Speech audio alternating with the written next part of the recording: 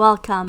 In this episode, we're talking with Tracy Sarich, the owner of Voyage Makers and a sailing instructor with extensive sailing experience, about offshore sailing and advancing as intermediate sailors. Hi, Tracy. Good morning. So we're here at the Vancouver Boat Show, and I'm with Tracy. Tell us Hi. a little bit about what you do and about this awesome boat that you're on. So my name's Tracy Sarich, and I have a training business here in BC called the Voyage Makers. And so we're here at the show just to support boat buyers and interested people who want to have a little bit of boating education at all levels. So we have like a 30-footer. Yeah. We've sailed up to Desolation and Nice. done a little bit of coastal. Yeah. What would be the next step for us? In terms of your training or in terms of boats? In training. Well, I mean, one of the things I've always said is, I'd started doing this as an adult. And so I did not have, childhood experience sailing. And all of my training really came from other instructors. So I think the fact that you've had so much practical experience, I think any course would work, but there's certainly more advanced coastal navigation you could do. There's more advanced docking. Oh yeah, or not docking. docking and anchoring. And so there's a number of skills I think you could learn. Yeah, that's really Or cool. just take advantage of the additional coaching. And then this is your own boat, right? This But is you're my boat. teaching on other boats too? So we work regionally, and so we work with all the charter companies and private owners. Okay. And so this is not a boat that we train on, but this is my boat here today. That's really awesome. And I suppose I brought it here to show you can find yourself on bigger boats as you progress in your boat life. And if I can do it, anybody can do it. That's awesome. When did you start sailing? I took my first trip on a sailboat in 2000. Oh wow, okay. And then so- owned my first boat in 2009. So it's been a little while now, but it's a constant learning experience. Yeah, it And is. so I started with a 37 and then had a 43, Beneteaus, both of those. And then now we have an offshore boat, this boat. Nice. This is awesome. Yeah, so this is a Hylas 54. So it's an offshore cruiser. And it was really intended for long passages. Here in the Pacific Northwest, especially up here, it's great because we do get big winds. So this boat loves sort of 25 to 30 knots of wind. Oh, We're watching really? someone pull in here and do a little docking practice of their own. So this boat is a great boat for big wind, but so in light winds you do need a lighter sail and need a sort of tender hand with it because there's quite a bit of weight.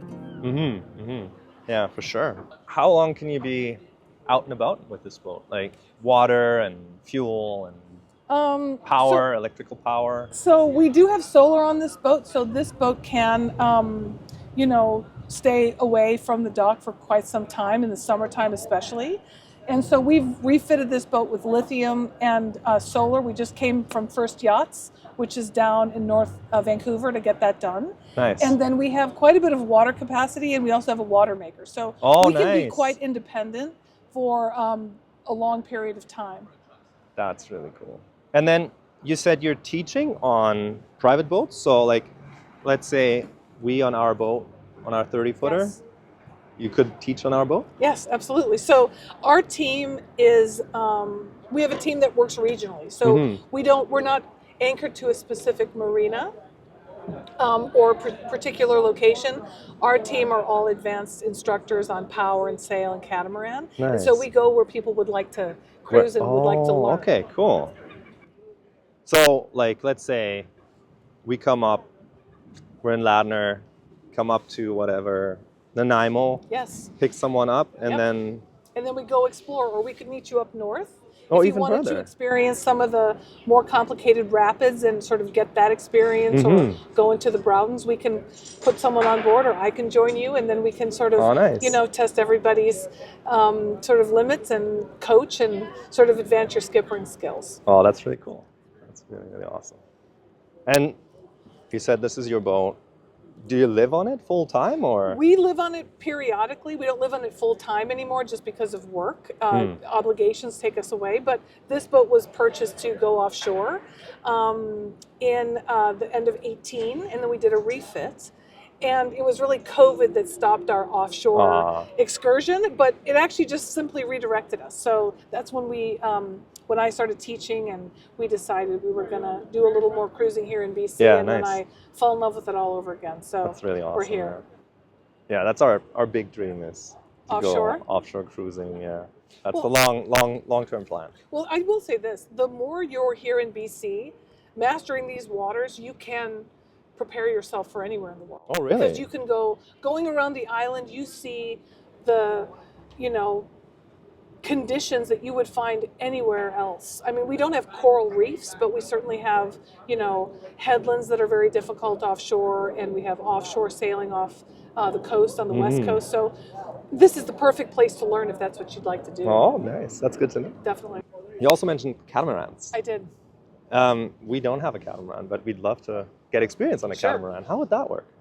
Well, there are charter companies that have catamarans that we would charter and then take you out and other people, or however you wanted to do that. Oh, and nice. It's actually a great experience for a monohull person, because there's quite a difference in not just the sailing but the handling, because you've got twin hulls, so you've often got twin engines, right. and you have a very different sort of experience with apparent wind. And so here on a monohull, for example, you would feel the increase of condition and think about reefing. On a catamaran, especially a larger catamaran, you would have sort of a formula or a guide that you would use based on wind condition, because the apparent wind can increase quite quickly without you realizing it. Because you're not because healing. of the stability of the hulls. And then you just get like lots of pressure on your standing rigging and stuff. You get lots of pressure, but you also can sort of overpower unexpectedly, or if you're not used to that, you can sort of overpower more suddenly than you would overpower on a monohull, because on a monohull you would sort of feel that gradual increase, where on a cat everything seems fine until it's not fine. Exactly. Right, and on a monohull, like worst thing is you like heel very far, and the wind spills basically out of the sail, and you can correct relatively easily, but you don't have that luxury on a cat. Well, I think what I would say is you're still using your mainsail to spill that wind, and a lot of that it can be about trim, right? Even on a monohull, you're using, when in doubt, let it out to sort of stabilize the boat. On a cat, yes, you can get, stresses and strains on rigging depending on condition, but I think it's more about sort of managing sort of the momentum of the boat, and depending on where you are, you may want to have a little more maneuverability than a high wind condition would allow. Oh, okay, cool. That's awesome. Short. Just curious, like 54 is obviously like dream, like wonderful big boat. Yeah. 30 right now is for us a little bit too small. Yeah. What do you recommend for us as the next step? Like 40? Are you living aboard? No. Okay. But we want to stay out for longer, right? We want to be able to stay out for extended periods of time, like a month or something. And like this last summer, 3 weeks got hard. Yeah, no, I can see having that feel a little tight. Yeah. You know what? How much of an increase to take has a lot of different factors, right? I mean, obviously budget is one, and what's available. In terms of growth, I mean, a lot of people talk about sort of 2-foot-itis or whatever.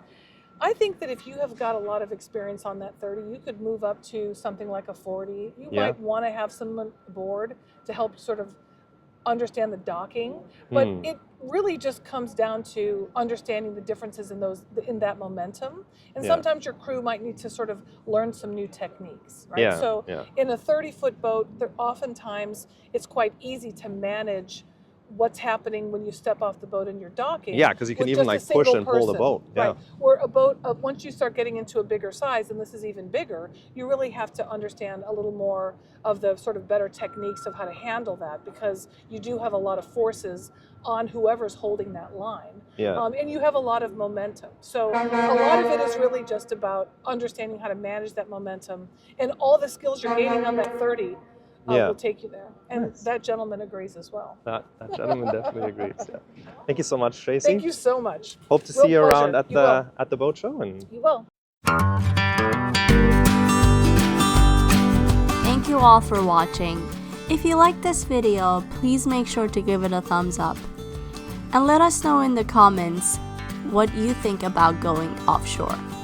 If you haven't already and would like to follow our travel and sailing journey, make sure to hit that subscribe button.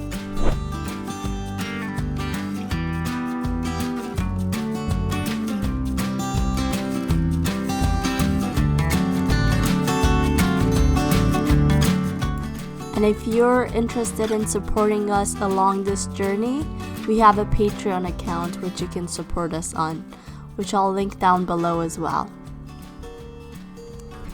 With the Patreon account, you'll have access to earlier episodes and real-time updates from us, and a bunch of other benefits, along with some cool merch.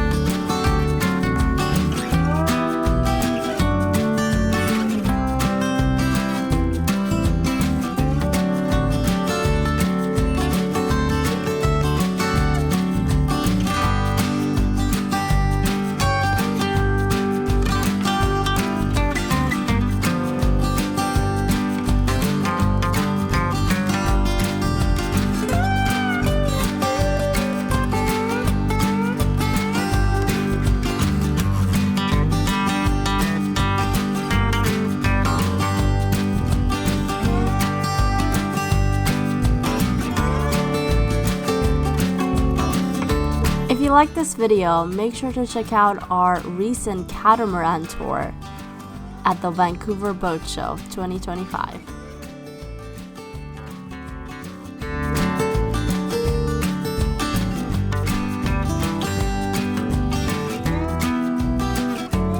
See you all in the next episode. Bye for now.